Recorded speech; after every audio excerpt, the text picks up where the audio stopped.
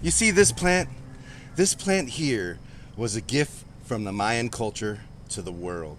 This plant is called Chaya, also known as tree spinach. It grows great in the tropics and it's a perennial green that you should be growing. And today I'm going to show you not only how to grow it and propagate it, I'm going to show you how to cook with it as well. Because what's the use of growing a plant that you never heard of unless you actually know how to eat it? My family and I traveled through the Yucatan 2 years back, and that's where we first got introduced to how good Chaya could actually be. We were in a little restaurant in a town called Merida, and we got served some Chaya cream soup, and it was delicious. It was one of the recipes that we needed to save for when we got back to Hawaii. And when we got back from our trip, I put out my feelers to find out who was growing it so that I could grow some of it on my own. And now, a couple years later, I have a thriving Chaya bush here that's only getting bigger. There are a few varieties of Chaya to be aware of. There's the maple leaf variety, which I have here, and the Estrella, which looks more like this one. They say the maple leaf variety has less toxins and is better tasting. Chaya grows really easily from cutting. You could even use the green portion of the branch, which is not normal for many plants. Usually they need to be a little woody, but I guess Chaya really wants to grow. Most people suggest when you take a cutting, it should be 8 to 12 inches long and have a few nodes attached to it. But with Chaya, you don't have to do that. Like I said, this plant really wants to grow, and only 1 or 2 nodes is all you need. So that cutting could be about 2 or 3 inches long. You could stick that down in the soil and voila, you have Chaya plants. This one bush behind me could probably make 1,000 cuttings. Now that's food security right there. And if you want cuttings of your own, be sure to check out my Etsy store because I have some cuttings available for sale on the Etsy store right now. But be quick because Chaya cuttings go fast. I'll be sure to leave a link down in the description below. So Chaya is traditionally an understory plant grown in the tropics. It does not tolerate frost at all, nor does it like extreme heat. But if you live in places like that, you might be able to pull off growing Chaya in pots and moving them around based on the weather. They say Chaya can tolerate full sun, but I've seen it do better in the shade.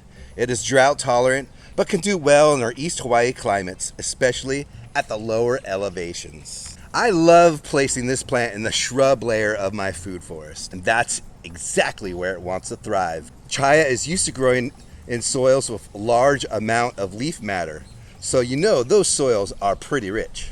I have some here growing at the edge of my food forest, and it seems to be doing pretty well. And I also have some growing in my greenhouse that I've been neglecting ever since I moved. It hasn't been getting any water, it's fully protected from the rain, and it's doing pretty well too.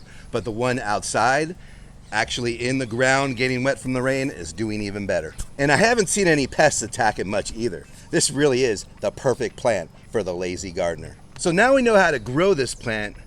Now we have to know how to harvest it and cook with it. First off, while Chaya is known to be packed full of vitamins and minerals that are really good for you, it also contains a toxin that requires you to cook it. If you eat it raw, you can get pretty sick.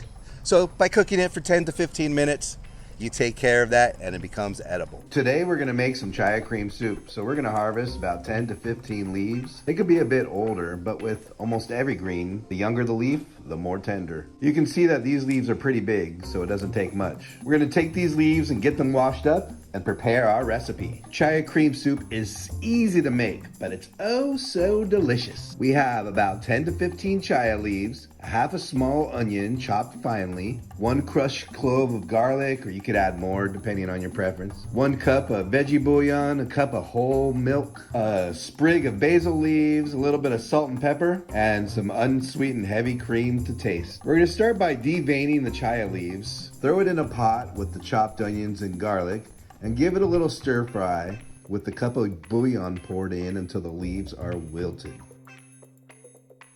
We'll let that cool a bit and then put it in a blender. We're gonna liquefy it and then add it back into the pot. Simmer for another 10 to 15 minutes.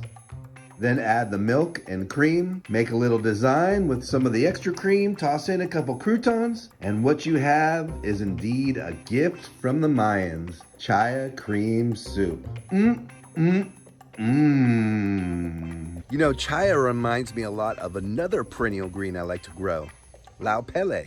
In fact, I made another video all about this plant. I show you how to grow it, propagate it, cook with it,